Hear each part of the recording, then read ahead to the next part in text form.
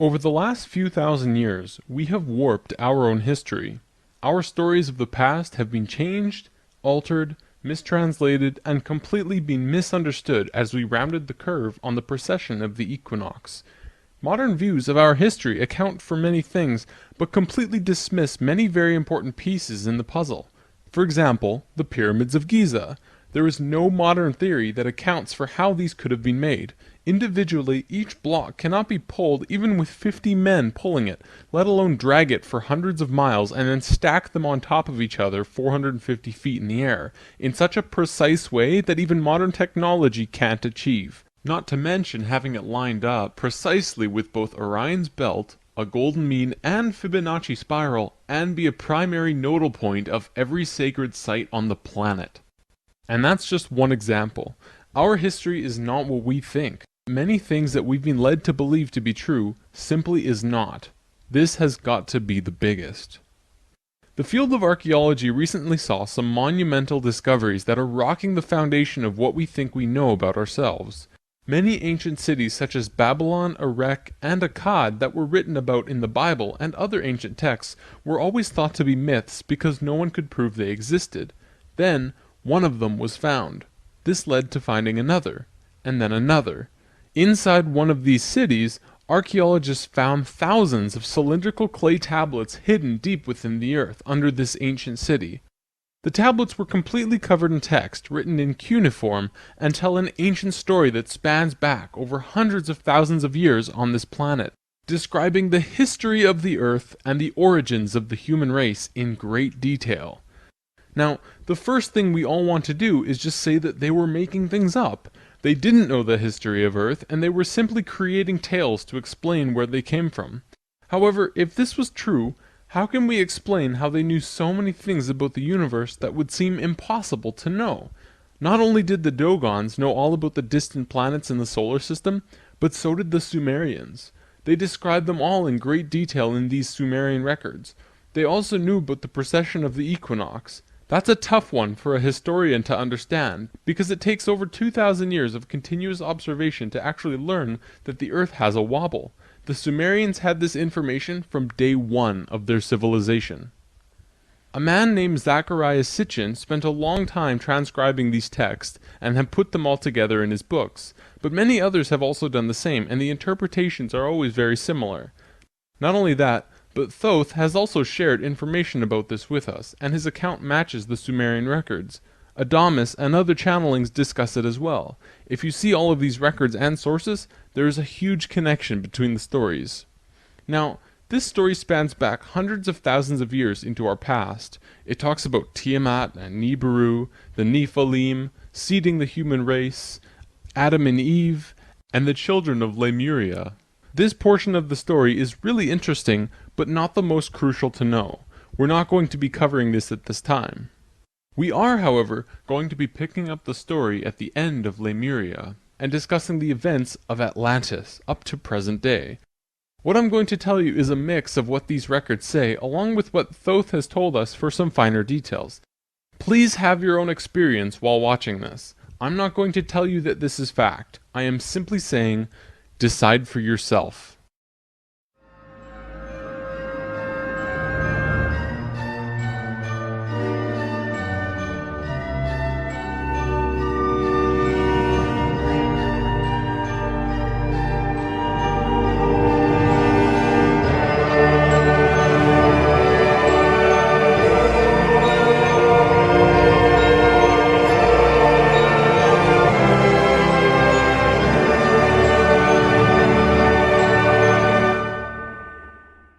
There was a time, long ago, when humans existed at a very high level of consciousness. We were intradimensional and were very psychic.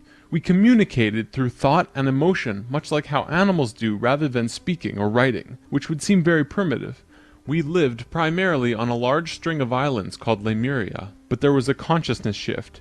We moved up in consciousness, and the islands of Lemuria sank beneath the oceans. At the time of this shift, a new continent rose out of the waters. We called it Atlantis. Back in the early 1900s, the spiritual path of the United States was similar to what's happening today, people began to learn about meditation and study ancient lands like Atlantis and Lemuria. We actually found quite a bit of evidence that Lemuria existed, and it had to do with coral. See, the ocean floor does rise and fall. Coral can exist up to 150 feet under the surface of the water. In 1910, the surface of the ocean was probably higher because they were able to see coral rings heading away from Easter Islands for a great distance. These rings were estimated to be found at 1,800 feet, which means that for them to have existed, they would have had to be much higher and sunk slowly. Probably more important, they also found the exact same fauna and flora from the Hawaiian Islands all the way to the Easter Islands. This is a great distance, but if you look at a map, you'll see a long string. That string, according to Thoth, used to run along the western shores of Lemuria. It is only on these islands that have the same flora and fauna. Same trees, bugs, bacteria, everything. Science can only explain this if there were closer land bridges between these islands at one point. Although we were studying this at that time, World War I began soon after, and we lost interest in spirituality and the ancient lands for a very long time. After the sinking of Lemuria and the rising of Atlantis, at first the human race became scattered. We moved to various islands and continents all over the world because we didn't have a home. Yet, we didn't know where to go. At that time, there were about 1,000 humans at a very high consciousness, more than all of the rest. They were called the Nacals. Today, we know them as Ascended Masters. The Nacals began preparing Atlantis to be our new home. They projected their energies across the surface of the continent in the form of the Tree of Life, not with 10 circles, but with 12, an extra on top on the island of Udall, and an extra on the bottom in the water. There were 10 components on the mainland, and even though it extended over hundreds of miles on the surface, it was projected to the accuracy of a single atom. We chose to move to Atlantis because of the Kundalini. In humans, the Kundalini is often referred to as the energy serpent that runs up and down your spine. When activated, it provides an immense amount of energy through all of the chakras.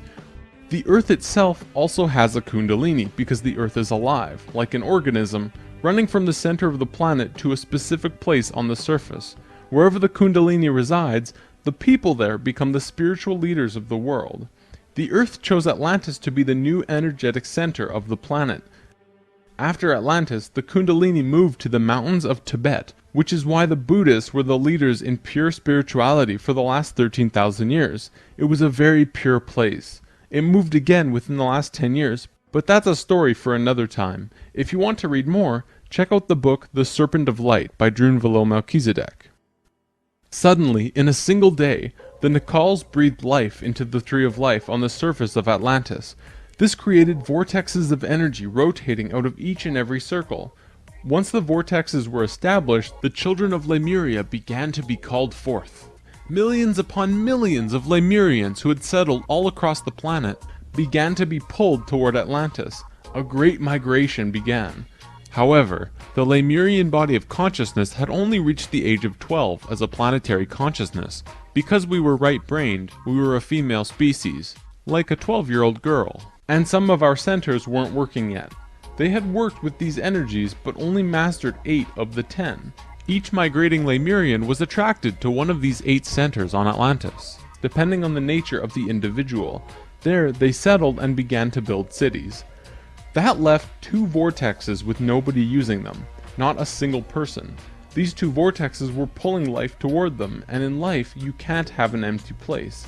Life will find a way to fill it. Similar to if you were driving along a freeway following another car and you drop too far behind, someone will fill the place. That's exactly what happened on Atlantis. Though the Lemurians had only filled 8 of the vortex areas, Mayan records state clearly that there were 10 cities in Atlantis when it fell. You can see these records in the Troano document, which is now located in the British Museum. This document is estimated to be 3,500 years old, and it describes in detail the sinking of Atlantis. To fill these 2 empty vortexes, according to Thoth, 2 extraterrestrial races stepped in. Not 1, but 2 completely different races. The first race were the Hebrews, coming from our future. Thoth says that they came from off-planet, but we don't know where exactly. The Hebrews were kind of like a kid who went through 5th grade and didn't make it, so they had to do that grade over again. They learned all the math, the left brain stuff, but they didn't get the right brain aspect of evolving consciousness, the doing. They didn't graduate to the next level of evolution, so they had to do it again. They knew a lot of things that we didn't know yet, and brought many concepts and ideas to us that we weren't aware of yet. Now, if this is true, this would explain quite a few things about the Hebrew people in general. They seem to have many sacred geometries hidden within their culture. It also puts perspective on the story of Exodus. Perhaps Moses incarnated into that lifetime to free the Hebrews because they were not direct descendants of humans and were being treated unfairly. Or could it be that Moses was visited by an ascended master of the Hebrews who guided him to free their people? Given what we know about dimensions and consciousness, it definitely puts a fresh perspective on old stories that didn't make much sense. We could talk about this more, but let's continue for now. There were no problems caused by the Hebrews coming to Atlantis. They actually benefited our evolution. The other race that stepped in caused big problems. These beings came from the nearby planet of Mars. See, according to Thoth, Mars looked very much like Earth a little less than 1,000,000 years ago. It was beautiful. It had oceans and water and trees that were just fantastic. But something happened to them, and it has to do with something called the Lucifer experiment. From the very beginning of creation, everything is simply an experiment. Creation itself was just consciousness creating and inhabiting itself in that creation. There is no divine plan. Spirit can do whatever it wants. Having said that, if Spirit decides to cut itself off from the rest of consciousness and create a separate reality on its own, it can do that too. This is called the Lucifer experiment. Because Spirit is God, it can do this. There is nothing wrong with that. We've kind of been led to believe that Lucifer is evil and the devil. This just isn't true. Lucifer is just another means of perceiving the reality. It is not a unity perception of oneness, but rather a duality perception of two-ness. There is a flower of life pattern for Lucifer as well, but that's a big topic for another time. Anytime the Lucifer experiment has been attempted in the universe, it always ends in failure. The species will cut itself off from love and will become incredibly male, left-brained. What always ends up happening is that everyone becomes very greedy. There is no compassion for one another, and everyone ends up fighting until they end up killing themselves. More than 1,000,000 years ago, the beings on Mars joined the Lucifer experiment, and it failed dramatically. Basically, they cut themselves off from the unity of the universe and created a separate reality. When the Martians severed the love bond, they became pure male, logical beings with no emotions. What happened on Mars was that they ended up fighting. Mars became a battleground. Eventually, it became clear that Mars was not going to survive. They blew their atmosphere away and destroyed the surface of the planet. Nova recently did an episode on planetary magnetics, and they found some interesting things about Mars. The planet didn't have a magnetic system, however the surface was magnetized, implying that at one point it did, but that something happened. Now, we've been discussing the star tetrahedron before, and now I want to give you a brief understanding of the Merkaba. The Merkaba was known in ancient times as the Chariot of Ascension. It is the star tetrahedral energy field around the body. All around the world there are references to this in ancient texts.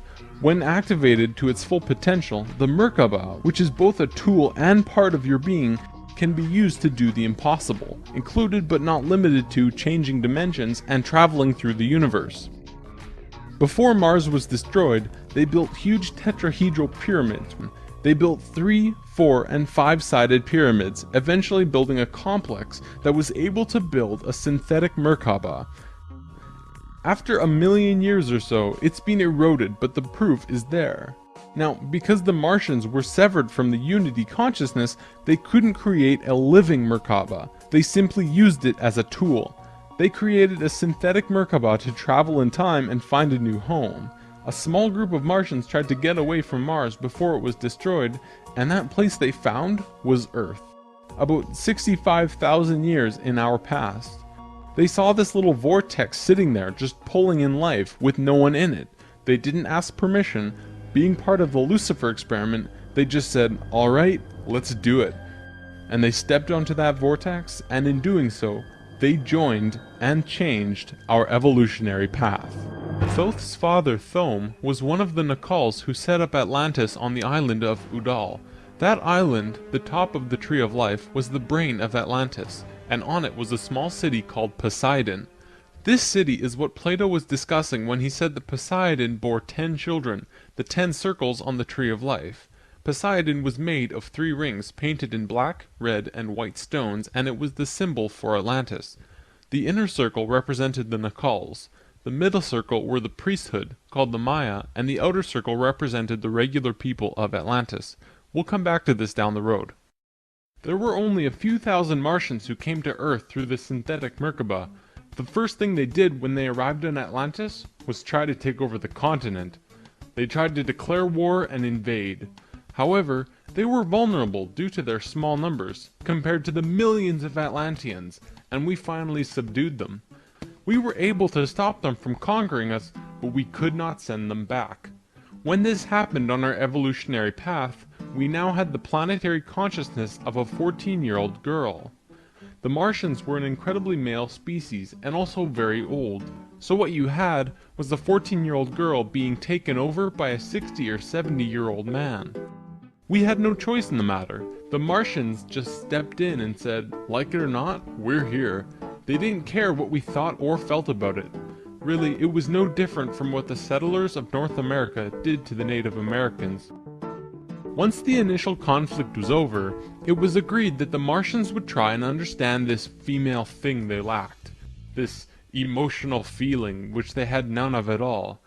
Things more or less settled for a while, but the Martians slowly began to implement their left-brain technologies which the Atlanteans knew nothing about. One after the other, the Martians kept putting out these left-brain inventions, until the Atlanteans slowly began to see things through their left brain. We slowly began to become a male species. The Martians gained control, bit by bit, until eventually they had all of the power, as was their intention. The animosity between Atlanteans and the Martians never subsided, not even till the end of Atlantis. They hated each other. The Atlanteans were shoved down and treated like inferiors. It was like a marriage that the female component didn't like, but the male component didn't really care if she liked it or not. It remained this way for a very long time, until about 26,000 years ago, when the next phase slowly began. Before we continue, we have to talk about polar shifts. See, in the 1930s, Edgar Cayce was channeling information for a geologist when he stopped and he said, "There's something you should know. In the near future, the Earth's poles are going to shift." Cayce was a brilliant man with a very strong connection to higher dimensions, where he communicated with other beings for the human race. Ultimately, it was because of his channelings that the belief system called New Age was created. This is again just putting what he was doing into boxes of understanding, because no one else understood what he was doing at that time. Nevertheless, when Cayce talked, people listened. Geologists began exploring the possibility of a polar shift, and they found something remarkable. A string of major pieces of evidence came forth and lent tremendous weight to what Cayce was saying, and they have now changed the world's view on the subject. Scientists believed that if there was going to be a physical pole shift, there would also be a change in the magnetic poles. Through studying lava beds, geologists were able to see where the planetary magnetics were when the lava beds hardened at certain depths. They found that the earlier magnetic poles were not where they were now, but in Hawaii. The last shift that took place was 13,000 years ago, and we will get there in the story soon. They did another test and found that it had shifted again 26,000 years ago as well. Scientists also learned that polar shifts happen very quickly. In a single day, the magnetics would do a complete flip, or turn 90 degrees. There's that number again. And within 24 hours, the sun would be rising differently than it did the previous day. This shift has happened hundreds of times over the last 100 million years on Earth, but it's speeding up now and happening faster and faster. Now only 13,000 years between each shift. A whole new viewpoint is beginning to be understood.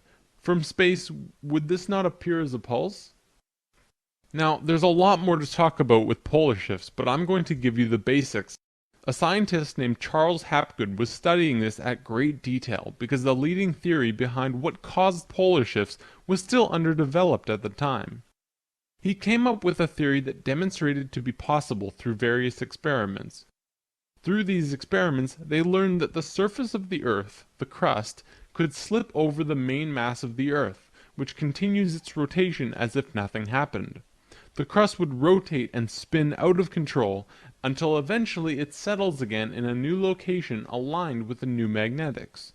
During this time, there are massive earthquakes and tsunamis and devastations that rock the world. Doesn't that sound a bit like the destruction described in the Book of Revelations? Now, I don't want to freak anyone out.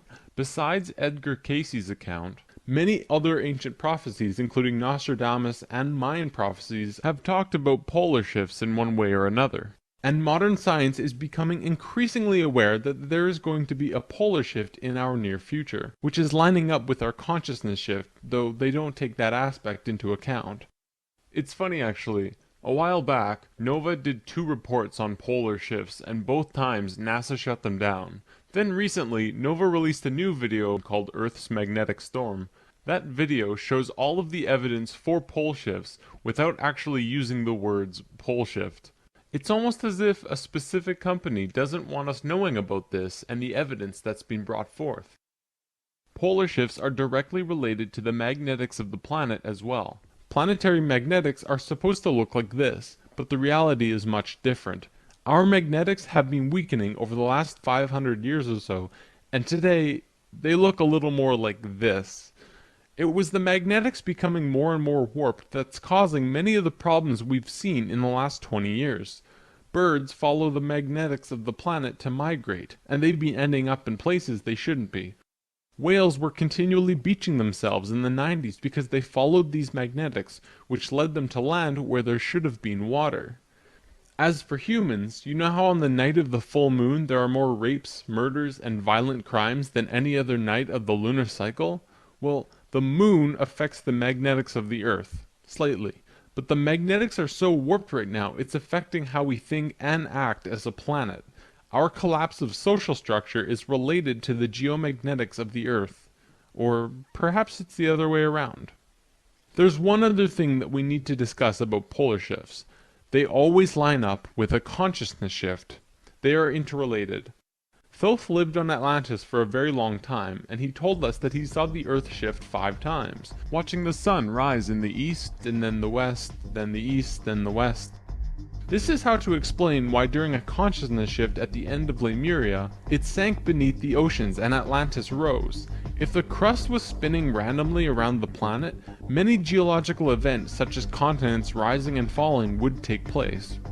Now that we have an understanding of polar shifts, we can continue with this drama on Atlantis. 26,000 years ago, we were exactly where we were today on the precession of the equinox. We had gone through our falling asleep phase, and we were about to begin waking up. It was at this point that there was a small consciousness shift. We actually went down in consciousness, not up. A piece of Atlantis about the size of Rhode Island sank into the ocean. This caused a tremendous amount of fear within the Atlanteans, because they thought they were going to lose the whole continent, like what happened with Lemuria. Because of the consciousness shift, one of the bigger things they lost was their connection to the future. They couldn't foresee big events such as the potential sinking of their home. After about 200 years, this fear began to subside. Now, in both the Bible and the Sumerian records, the accounts of Adam, Eve, and all of their children were recorded to have exceptionally long lifespans, like 900 years or so. So 200 years for us back then is like 20 years for us today. We'll explain how we got there soon. Things kinda settled for a while, and then between 13,000 and 16,000 years ago, a comet approached the Earth. Because we were living at a high consciousness across all dimensions, the Atlanteans became aware of it before it hit. A great conflict occurred in Atlantis. The Martians, who were in the minority even though they were in control, wanted to blow it out of the sky with their laser technology. However, the Nacals had learned of the comet's true nature, and the Atlanteans protested. They said that the comet was in divine order, they had to allow it to take place naturally. let it hit the Earth. That's what's supposed to happen. The Martians fought the Atlanteans, but in the end they gave in. The Martians agreed to let it hit the Earth. When the time arrived, it came screaming into the atmosphere, plunging into the Atlantic Ocean just off to the western shores of Atlantis, near where Charleston, South Carolina is now, only that was at the bottom of the ocean at the time. The remnants of the comet are now scattered across 4 states, and science has definitely determined that it hit at least 12,000 years ago, if not more. They're still finding pieces today. Although the main portion struck near Charleston, a few fragments actually hit the main body of Atlantis, crashing into an area right where the Martians were living, killing a huge portion of their population. They were pissed. They said, "It's all over, we're divorcing you, and we're gonna do whatever we want. You can do what you want, but we will never listen to you again." We know this whole bit. We've seen it in divorced families throughout the world. And the children? Well, look at our modern world today. We are the children. You can guess what the Martians did next. Their primary interface with the reality was control, and when their anger rose to meet their desire for control, they decided to take over the Earth. They began to once again create a complex like the one they built on Mars long ago to try and create another synthetic Merkaba. If they had succeeded, they would have gained control over everything on the planet. The only thing was, around 50,000 Earth years had passed since they had built a Merkaba, and they didn't quite remember how to do it. But they thought they did. The Martians built the buildings in Atlantis. They set up the whole experiment, threw the switch, and lost control. The destruction was immense. In this reality, you can hardly make a greater error than to create an out-of-control Merkaba. The experiment began to rip open the dimensional levels, not the higher ones, but the lower ones. To give an analogy, if you took a knife and slit open your stomach, the stomach acids would seep into other parts of the body that it's not supposed to be in. That's like ripping open the dimensions. The Martians almost destroyed the Earth. The environmental disaster we are experiencing today is nothing in comparison, though today's disasters are a direct result of these events. Because of this tear in the dimensional levels, a huge number of lower dimensional spirits and beings were thrown out of their comfort zone and into these higher levels. They were forced into a world that they did not know or understand. To survive, they needed bodies, and began automatically entering into the bodies of people. For every human body, there were hundreds of lower dimensional spirits inhabiting them. These beings were Earthlings, like us, but very different, not coming from this dimension. It was a catastrophe, probably the biggest the Earth has ever seen. The reason the Nacals were special wasn't just because of their incredibly high consciousness, making them like guides of Atlantis. They also had achieved what today we call immortality. Let's just say they figured out a way to keep their body healthy and young for as long as they chose, and could choose to pass on whenever they desired it. When reincarnating, they do not suffer the great memory loss that we do when we incarnate. They did it through their expanded consciousness and tantric interdimensional sex meditations. This is how Thoth was a priest king of Atlantis for thousands of years and stayed on Earth until 15 years ago when he gave all of his memories and understanding about sacred geometry to a man named Drunvalo Melchizedek. The Merkaba is formed out of 3 star tetrahedrons overlaid on top of each other. 2 of them are counter-rotating and the third is stationary. When the Merkaba is formed with the unity consciousness, it is formed internally with love. When it is formed externally through the Lucifer experiment, it does not have that love, and can become unstable very quickly. The Martians' attempt at controlling the world took place on one of the small islands in the west of Atlantis. This place today is known as the Bermuda Triangle. It's a triangle because the top of the stationary tetrahedron of the Merkaba is actually sticking out of the water there, which causes a huge electromagnetic imbalance in that area. Many planes and boats have reported to have gone missing there. They just vanished without a trace. The imbalance is multidimensional, and in many cases these ships and planes have been sucked into different dimensions, never to be seen again. That Merkaba is still there on the sea floor today, but from what I know, it's going to be corrected soon. The Nicalls did their best to save Atlantis. They sent most of the lower dimensional beings back, at least as many as they could, and sealed up the dimensional tear. Despite this, the situation got really bad, really fast. All of the economic systems collapsed. Financial, social, and all concepts of how life ought to be completely broke down. Everyone on Atlantis began getting sick with weird diseases, and the entire continent went into a state of survival. Life was no longer about living. It became about surviving until tomorrow. It was a literal hell on Earth. The Nicalls had no idea what to do. They were children compared to the events that had been thrust upon them. So, they prayed. They prayed to the highest levels of conscious life in the universe, asking for help from anyone who could hear them. The problem was reviewed on many high levels of life, who I am drawing as the Justice League because the 11th and 12th dimensions are completely incomprehensible to us in our current state. What they told us was this: we were going to fall. We were going to hit rock bottom, level 1, the lowest place we possibly could be in the universe and still survive. Also, we were changing polarity. We were no longer a female species, so we were starting from square one as a male species. And finally, and this was the shocker, we would only have 13,000 years to return to Christ consciousness.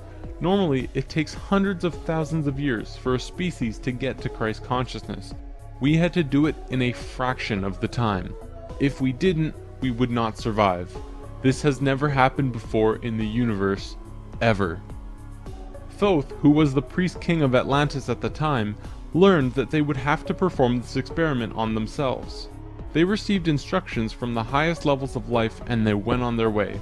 Thoth proceeded with a being named Ra and Aragat, who were previous kings of Atlantis, and began the experiment. To understand what they did, we have to talk about consciousness grids. A planetary grid is an etheric crystalline structure that envelops the planet and holds the consciousness of any one species of life. This grid does have an electromagnetic component associated with the third dimension, but it also has a component for every dimension as well. These grids are geometric, of course, and science will eventually discover that there is a grid for every species in the world.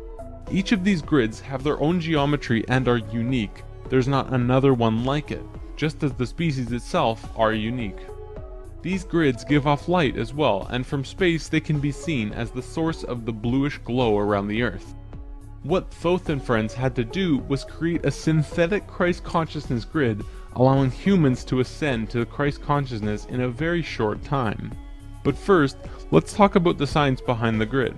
Perhaps you've heard of the 100th monkey experiment. Over a span of 30 years, scientists were researching a species of monkey called Macaca fuscata on an island in Japan. They were providing the monkeys with sweet potatoes by dropping them in the sand. The monkeys liked sweet potatoes, but they didn't like the sand and dirt so much. A few monkey children figured out that they could wash their sweet potatoes, and some of them taught the technique to their parents. Only a few of the adult monkeys did this though. This went on for some time, until one day the monkeys who actually knew the technique hit critical mass. And bingo! The technique started spreading faster than it did before. Monkeys started learning it really easily across all of the Japanese islands nearby as well as on the mainland. They knew that there had to be something that wasn't yet understood about how a species is connected to itself. So what did we do? We tried it on humans. Our research team made a picture out of human faces. About 100 faces hidden within a single picture, but at first glance you could only see about 6 or 7. They did several surveys with a few hundred people in Australia and said, alright, find the faces. Most people could only pick out 6, 7, 8, 9 or so, not many more. After that, the research team went to Britain and aired the picture on a closed cable BBC special that was shown only in England. They showed where all of the faces were, every last one. Half of the research team which stayed in Australia did the experiment again with new subjects. And lo and behold, people were just naturally able to see more faces. After this experiment, they knew that something definitely connects us all, and the field of noetics is learning more about it daily. It's mass consciousness. In lesson 11, I showed you the 3 levels of consciousness. Each of these levels have their own consciousness grids around the planet, and our second level grid is based on squares and triangles. Many governments of the world, especially the Russian and US governments, were studying our grids back in the 60s and probably earlier. When mapping out the grid on the planet, you find little military bases on many of the nodal points of the grid. There are tons of these bases way out in the middle of nowhere, like on little islands like Guam. This couldn't be a coincidence that these government powers placed their bases right where the little spirals came out of the grid. They were trying to take control of the grid, because if you control consciousness, you control what we think and feel. Of course, there was another organization that had its hand in both of these governments, and still do, and we will discuss them soon enough. This grid is visible through astral projection as well. 13,000 years ago it began. Thoth, Ra, and Aragot were to create a global complex that was able to build a synthetic Christ consciousness grid over a 13,000 year time period. The first thing they did was to fly to a place which is now called the Giza Plateau, but back then it was known as the land of Chem. It was also a rainforest back then as well, not desert like it is today. First, they created a grid around the planet fourth dimensionally, and then began to construct it in the physical third dimension. They went to the male energetic axis of the Earth and constructed a complex which today is called the Solar Cross. These men were sixth-dimensional beings at that time and were living at a very high level of consciousness, so whatever they thought happened instantly. It was that simple. According to Thoth, he built the Great Pyramid, not the Egyptian king Cheops. Thoth says that it was built 200 years prior to the pole shift and built very quickly. These pyramids were aligned precisely with both Fibonacci and golden mean spirals emanating from out of the solar cross. Interestingly enough, Edgar Cayce also channeled that the pyramids were constructed in this time. The pyramids were also found to be built from the top down. The stones on top were placed first, which has baffled researchers ever since. Every time more is learned about the pyramids, we move further into dark on understanding how they were formed. If what Thoth says is true, well, that explains everything. From there, Thoth and friends constructed an entire network of temples and structures along this grid fourth dimensionally, placing them on nodes on the new synthetic Christ consciousness grid they were creating. All of them were made with Fibonacci or golden mean spirals, and all of them were mathematically referred back to the solar cross in Egypt through the Great Pyramid. The creation of all of the sacred sites on the planet were no accident. It was a single consciousness that created them all, from Machu Picchu to Stonehenge to Zaghuan, you name it. There are a few exceptions, but most were created by a single awareness as part of a unity consciousness grid. Although the Great Pyramid was done all at once, many of these ancient structures of the world were made fourth dimensionally and slowly dropped in frequency until they manifested on the third dimension over a long period of time. Richard Hoagland's research brings this forward, but he wasn't the first either. They showed how one sacred site is extrapolated from another to another to another. A hot topic of discussion right now are ley lines. These are simply geometric relations between sacred sites. Archaeologists are now finding these huge connections between major spiritual sites in the globe, and now we know why they're connected. These sites had to be built physically so that the Christ consciousness grid could manifest. In a way, think of the physical sites as the wiring of a giant wireless electrical system, and then it needs about 13,000 years of continuous energy flow for it to actually turn on. And just so that you're not left in suspense, yes, the grid was completed. It came to life and is now active, though not really used. Congratulations, Earth! We actually survived. Not only has Thoth told us this in person, but he's also written it down in the Emerald Tablets. These tablets were left in the Great Pyramid thousands of years ago. There are 12 tablets in total, formed from a substance created through alchemical transmutation. They are imperishable, resistant to all elements and corrosion. Their atomic structure is fixed in place, and no change can ever take place. In that respect, they violate the material laws of ionization. These tablets share a great wisdom, and you can read them at over 100 different levels of consciousness, and you will always understand them differently. If you're interested in this stuff, you should definitely consider reading them. As you can probably tell, Thoth plays a pretty large role in what happened. Most of this information comes from him. Thoth also provided most of this information about the flower of life and its geometric relationship to consciousness with us, and this stuff is tied intimately to the geometry of the universe. Considering the quality and quantity of information that he has shared, it makes you really start considering that this next part can be true. The Great Pyramid has a legendary missing capstone. According to the Emerald Tablets, deep under the Great Pyramid there is a room called the Hall of Records. This room was not built by Thoth and long predates the Atlantean civilization. Within the Hall of Records is the capstone of the pyramid, which is 5.5 inches high, solid gold, and completely holographic image of the Great Pyramid. It has all of the little rooms and everything.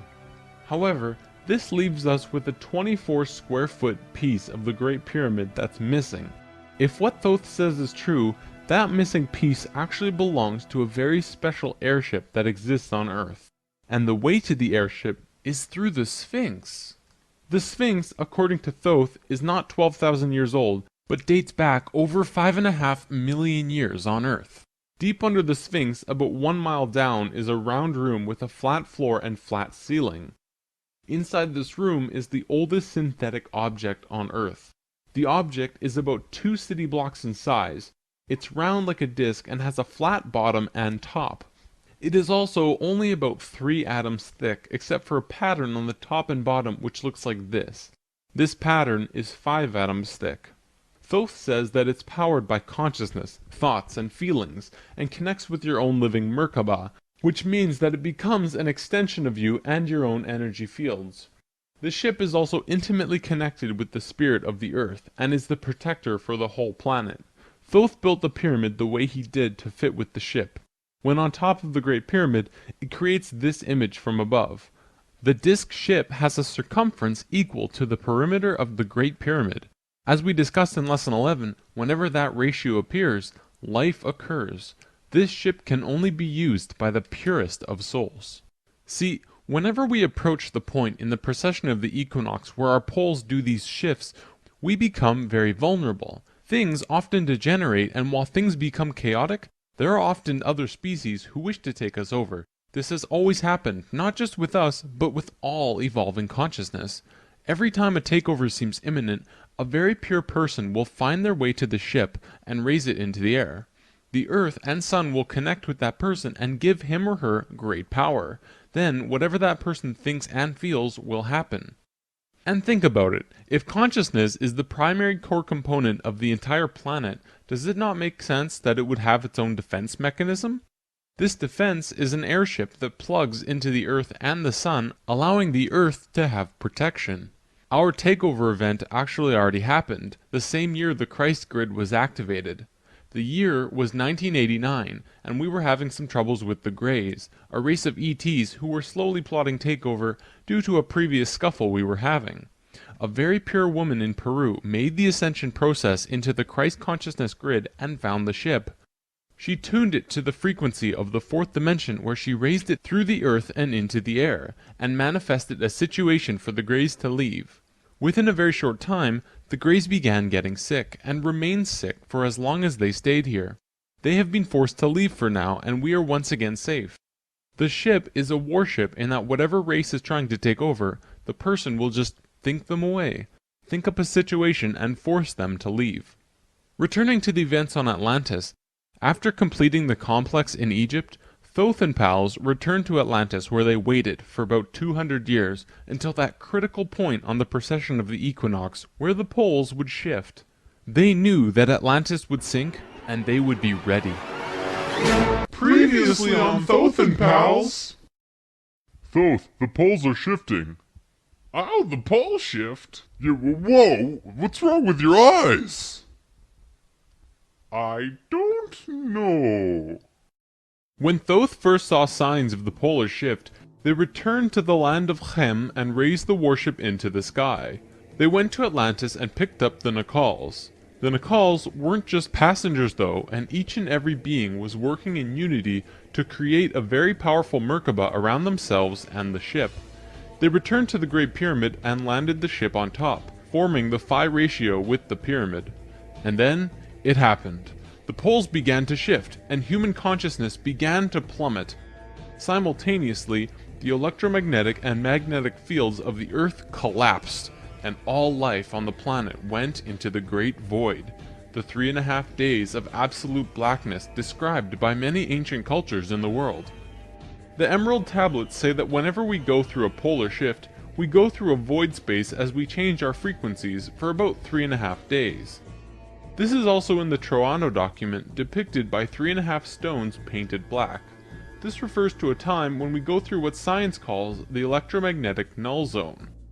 During the pole shift, a phenomenon takes place where everything just seems to disappear for a certain time. Usually it's between 2 to 4 days, and the last time it was 3.5 days. Here's where it gets interesting.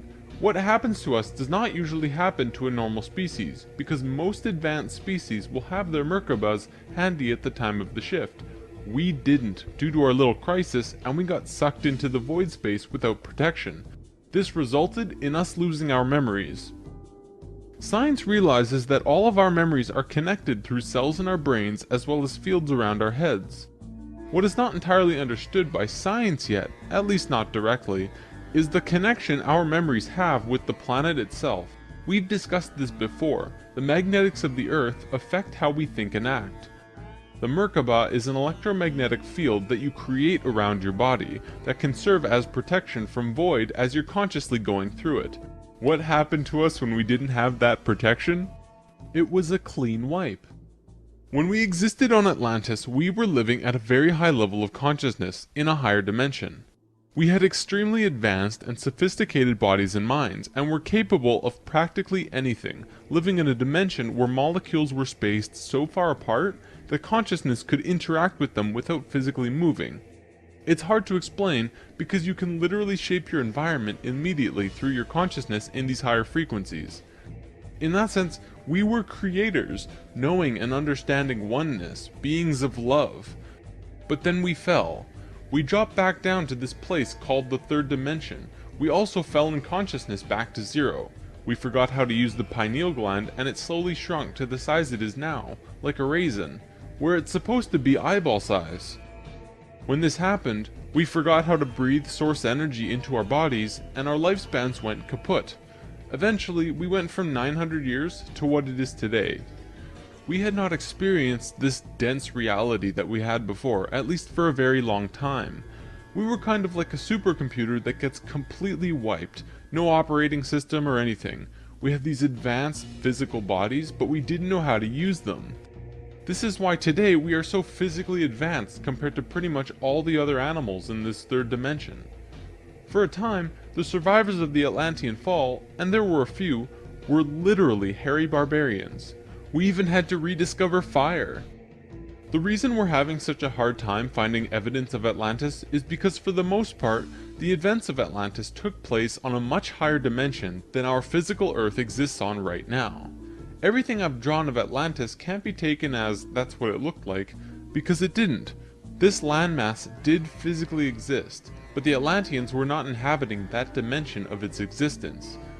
If the warship hadn't been protected by the Merkabah, the Nacals would have lost their memories. They retained their memories when the Earth came out of the void and began their work once more. Thoth and 1/3 of the Nacals went to the Island of the Sun in Bolivia. Aragot and 1/3 went to Tibet, and Ra and the remaining third went to Egypt, where they waited. Now, we're going to begin bridging the gaps between this story and our current history. In between the fall of Atlantis and the dawn of our first civilizations, who were the Egyptians and the Sumerians, there was a 6,500-year gap between them. What was happening to us in that time? We have to look at this precession chart again. This is where we fell in consciousness, point C, and this was our falling asleep phase too. Thoth, Ra, and the Ascended Masters were waiting until point D. They had to wait for humans to just evolve themselves over a 6,500-year time period until they were advanced enough to actually receive this new information that they were going to provide. Sometime in here was when the flood of Noah occurred. Because of the pole shift, the Earth went through an ice age. This is scientific fact. When the ice melted, it would have caused massive flooding. DNA is the physical manifestation of who you are. It is your soul's physical aspect. What we are seeing in DNA is changes in the codons. There's 64 possible codons in DNA, and humans only have about 22 or so. What we're finding is that there are 6 more codons being activated within these children, and they are choosing 2 of the 6. These kids are what we call indigo and crystal children, and probably the super psychics as well. Now, this is a chromosome. Basically, what this is lots and lots of DNA wrapped into this weird H-like shape. This is located in every cell and is part of your body of consciousness. What Thoth tells us is that every level of consciousness seen here not only has its own consciousness grid, but its chromosome change as well. The second level, where we are now, has 44 and 2 chromosomes.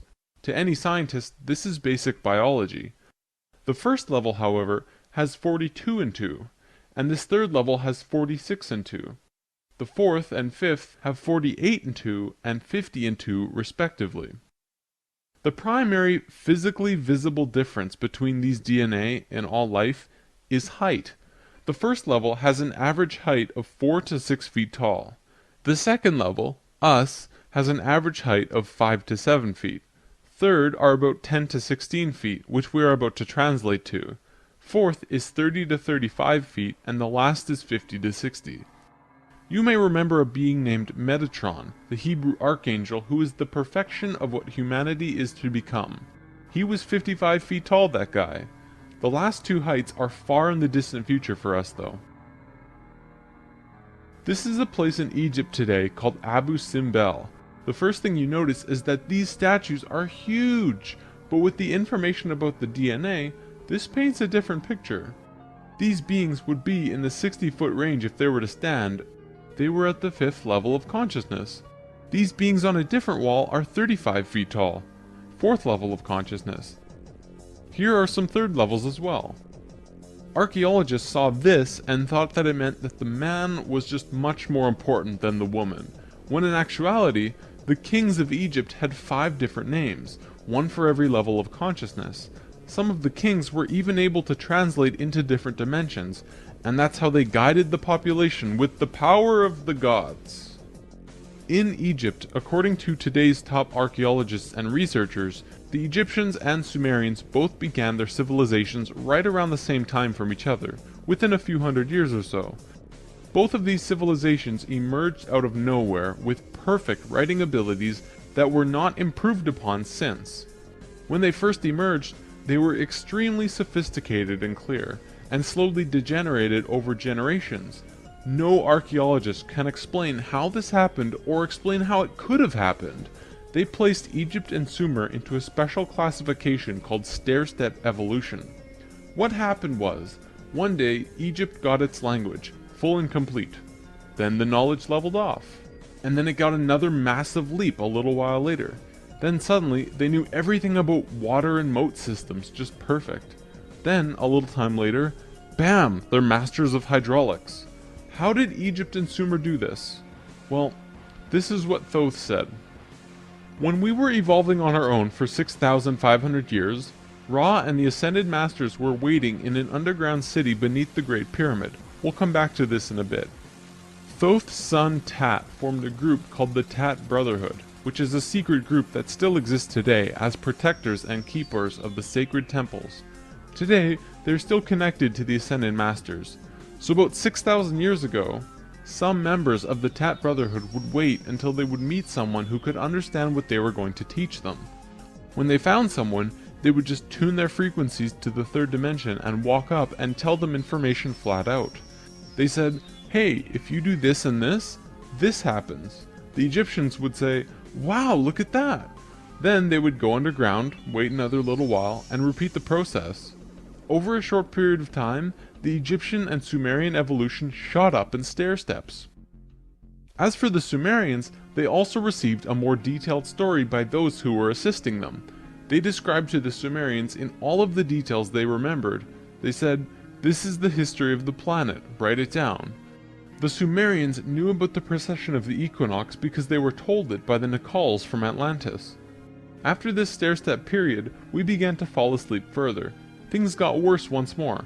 It was our falling sleep stage of precession, and although the Nacals had given us a boost, we were consciously dozing off. On that note, it's time for the story about the city under the pyramid. Keep an open mind about this because there is very little proof for what I'm about to say. For over 40 years, Drunvalo Melchizedek has been studying human consciousness through sacred geometry and spiritual teachers and masters all over the world. In 1996, he was contacted by a source in Egypt who said that something incredible had been discovered. A stone stele came out of the ground between the paws of the Sphinx into the daylight. They removed it and dug into the earth beneath the Sphinx. There they found a room with 3 tunnels leading off of it. One of the tunnels, which went to the Great Pyramid, had another tunnel coming off it, and it was shielded by a wall of light. Bullets could not pass through this field, and people could not even get close to it without feeling like they're going to die. The Egyptian government found a particular person who could turn off this field. They also had brought in Paramount Studios to film it, as they had filmed the opening of King Tut's tomb. They had a good relationship with Egypt. The government wanted several $1,000,000 from Paramount, but at the last minute they asked for an extra $1.5 million under the table. Paramount was outraged and they backed off. Things were silent for about 3 months. Then Drunvalo heard from a source again who was involved in all this, who said that 3 men shut off the light field and went inside. They found themselves inside a very large building that went on for miles underground, which was really the edge of a giant underground city, which was really just one giant building.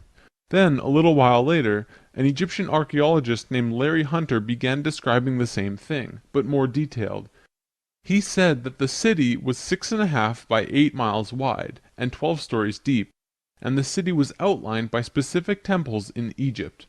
The 3 pyramids are lined up with Orion's belt, but there are also small temples for every other star in the constellation.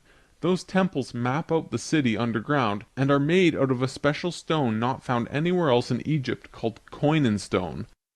Incredibly enough, very recently, ancient tunnels were found in Romania that led to both Egypt and the inner earth.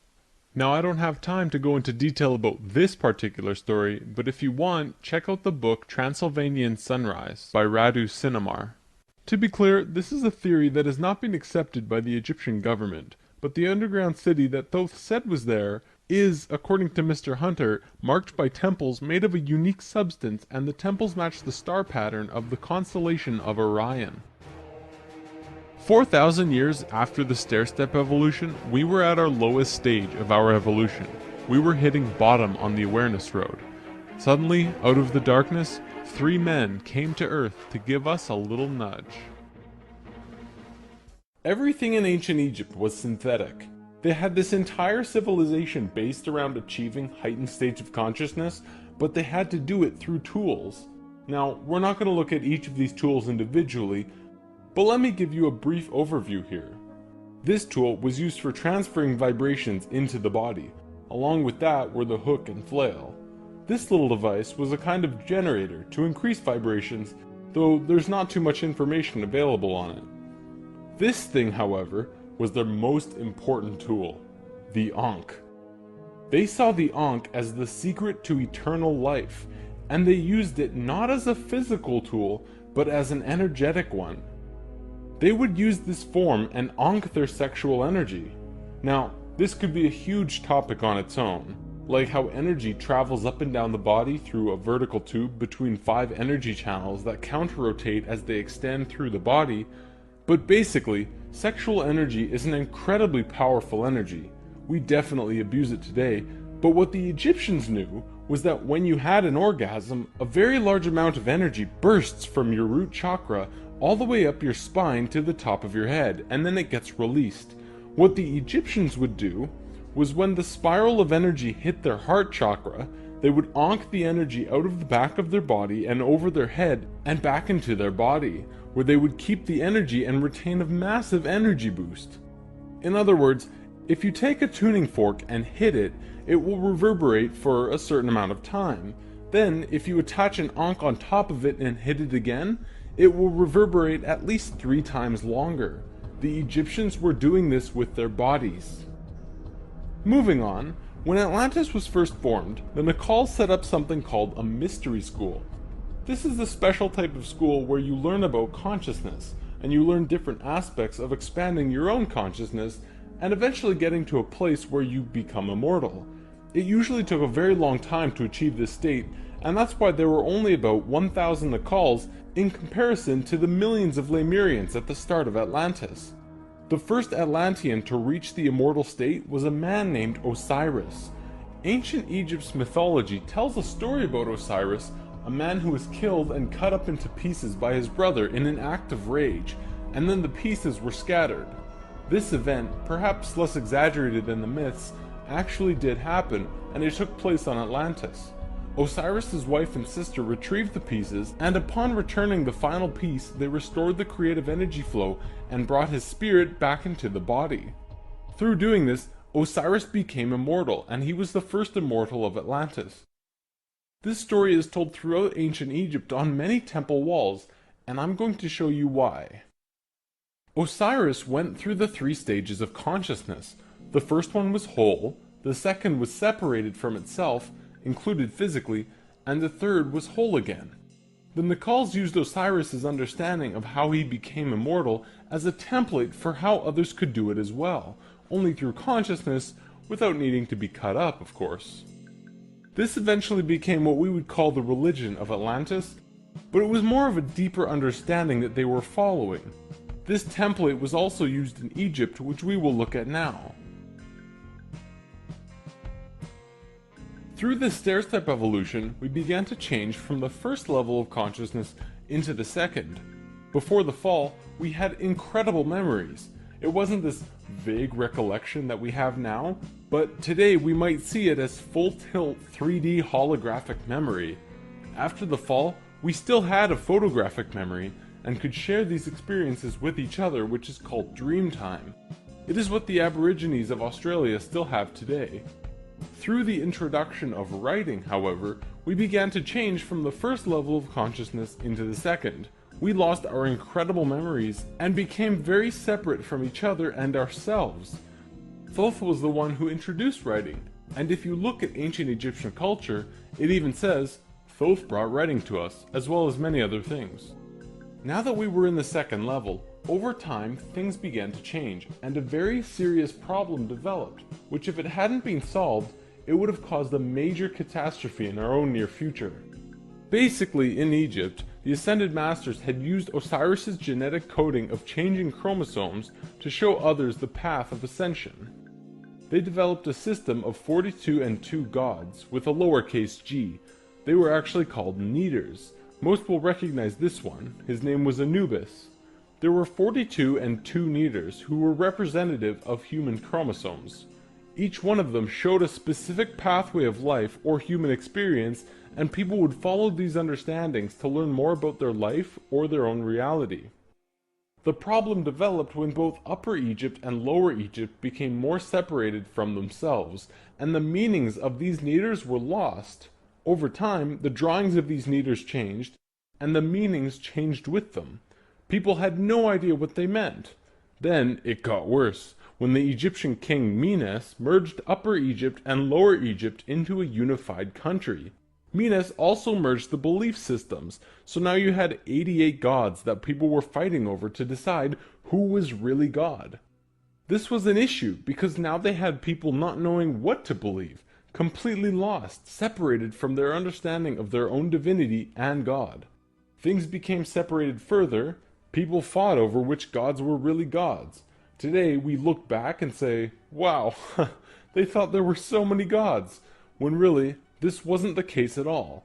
Even with the help from the Tat Brotherhood, we just couldn't get it right. There was one short period of Egyptian culture that most historians don't really understand. As it's written in ancient texts and hieroglyphs, for 17.5 years there was a bizarre new ruler that completely changed how Egypt was run, and his name was Akhenaten. Before him, there were only kings. Akhenaten was the first pharaoh, which meant that which you will become. He was also, believe it or not, 15 to 16 feet tall, at least that's how he was always depicted, and had an elongated skull. Both of these aspects are related to Christ consciousness. Akhenaten abolished all previous understandings of God and tried to instill a one God understanding in everyone. After 17 years, The majority of Egyptians revolted and Akhenaten was killed, soon to be replaced by someone else, returning to the old system. What actually happened? To correct the problem, Thoth got the help from Ai and Tia, who were the first immortals from Lemuria, and got them to mate interdimensionally to conceive a Christ consciousness being. Thoth said that he worked with the previous kings of Egypt to help achieve this, and Egyptologists find that Akhenaten came completely out of nowhere. It took some time, and there was a transitional period involving Amenhotep III, but soon Akhenaten was on the throne. Akhenaten used his time to bring Egypt back to a simple religion where there was one God, one reality. He used imagery of a sun disk to represent this. The priests in Egypt didn't like that because the religious beliefs were centered on the priests. Then he comes along and says, "You don't need priests. God is within you, and you can access God from within your own selves." Well, they didn't like that. He also pulled the military back and said, "Don't attack unless someone else attacks first." The military didn't like him either. Plus, the people generally didn't like him because they enjoyed worshipping their many gods. Eventually, they disposed of him. After all that, what did Akhenaten do that evidently saved humankind? Well, he developed a mystery school, with the intention of showing a small group of humans a way to ascend into the immortal state. Usually, it took hundreds of years to reach the level of immortality, and Akhenaten had 17 years to produce results. This was a very close call, but he did it. He actually showed 300 individuals the path to immortality in this short time. So after the general population disposed of Akhenaten, these 300 immortals would go beyond Egypt.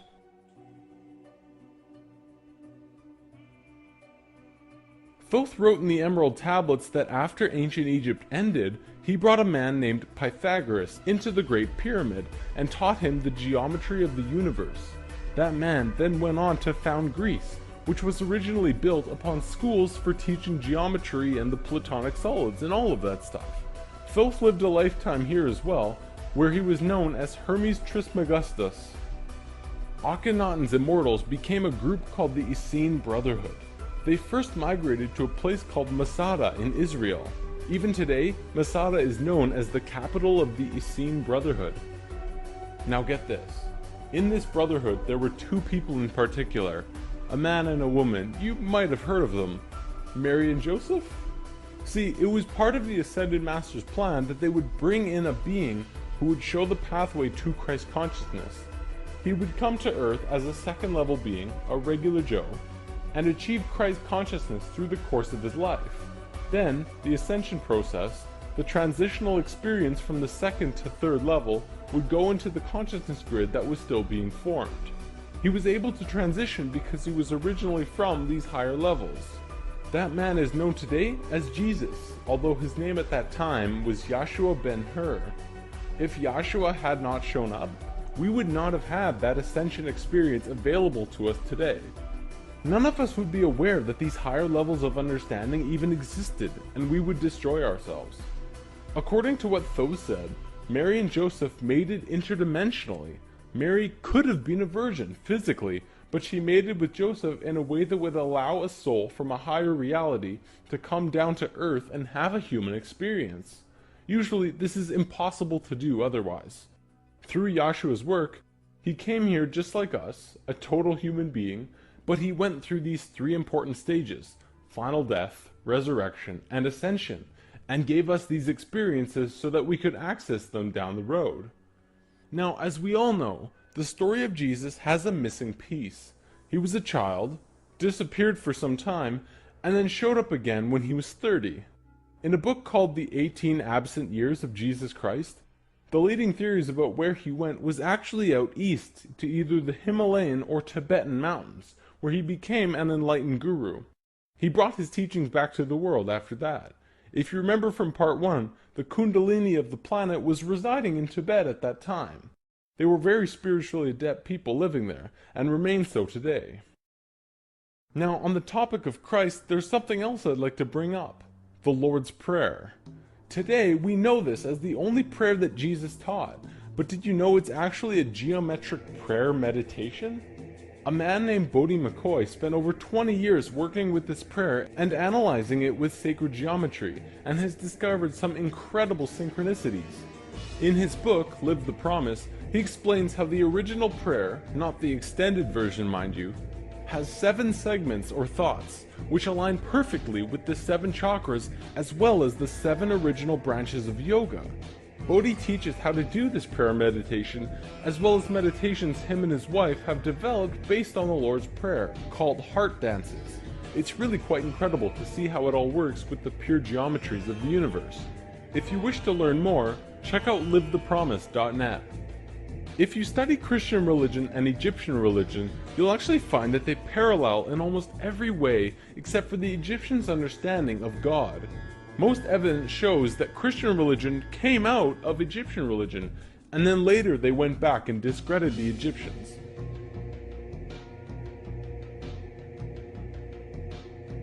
Around 300 AD, there was a council called the Council of Nicaea, which was the syndication between the Roman political and religious authorities.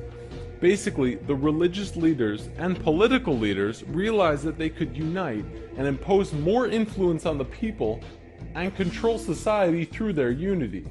It's right around this time that we begin to see the manifestation of the New Testament, which was put together from scriptures and stories, some newer and some much older, which were renewed and superimposed on the life of Yahshua ben Hur, which today we know as Jesus of Nazareth.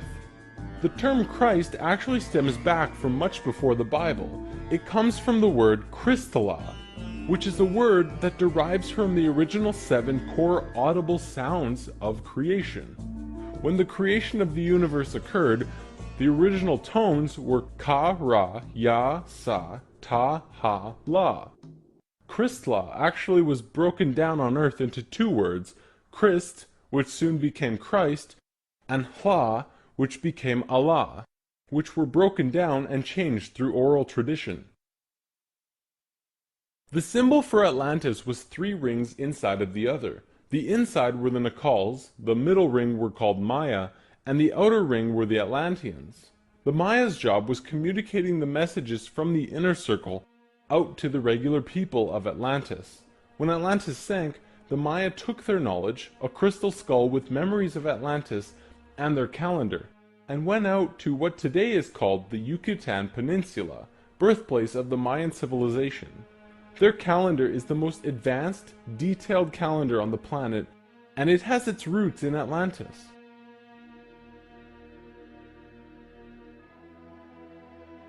Over the last few hundred years, a group of people have slowly monopolized the entire world into what it is now. Today, there are 13 families that are among the richest families in the world. They have their hands in next to every organization and government and control over 95% of the money. They control our modern world from the very tippy top. Today, we like to call them the Illuminati, except that's not really who they are. The word Illuminati means enlightened ones, which was established long ago as a secret society that was focused around expanding knowledge through scientific and spiritual understandings. Secret societies were not originally bad, but rather consisted of those who just kind of got it. They understood information that the average person at that time would not accept and demonize. These societies had to be kept a secret because of the control that the church had and refuted against what they wanted to explore. This is where Freemasonry originally comes from. If you do the research on the time periods, what probably happened was that the church, who had the majority of the control at the time, probably infiltrated some of these organizations to make sure that they were not creating plans to expose information and destroy the world order that they had created. This led to the church exposing some of the societies as devil worship and blasphemous, and fear of these groups rose. Over time, many secret societies branched off by those who were corrupt or previously infiltrated by the church, and gained more control through the church and large organizations that were being established. Today, there exist 13 families around the world who pretty much own the world, with over 95% of the money and a lust for greed, power, and control. More and more information has become present lately that many of these families may have DNA that is different than the rest of the human population. It is speculated that they share DNA that was passed down from the Martian race or other species races. They contain no love or emotion and are completely power-driven. This brings us to the end of the human history story for spirit science, but of course, it's not really the end. For one, we've only really scratched the surface of discussing many of these topics. Secret societies, for example, would take another 2 or 3 lessons to really get into. Plus, the human history story won't end because we're still living it, and what happens next is ultimately up to you. This story, while seemingly unbelievable and at times outrageous, does explain a lot. Think about it. We've covered the Bermuda Triangle, the face on Mars, Jesus, what the Egyptians were doing, the rise of Greece, pretty much most modern religions, the reason we popped up out of nowhere 6,500 years ago, the stair-step evolution of those cultures, and the story of Atlantis, which has been elusive to us at the best of times.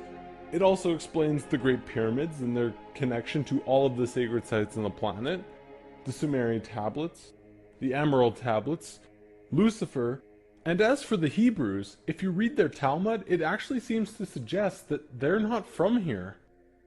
I'm not going to tell you to believe it, but it definitely puts some perspective on many questions and aspects about the world which we generally just don't have conclusive answers to. Take it with a grain of salt though. After all, it is just a theory.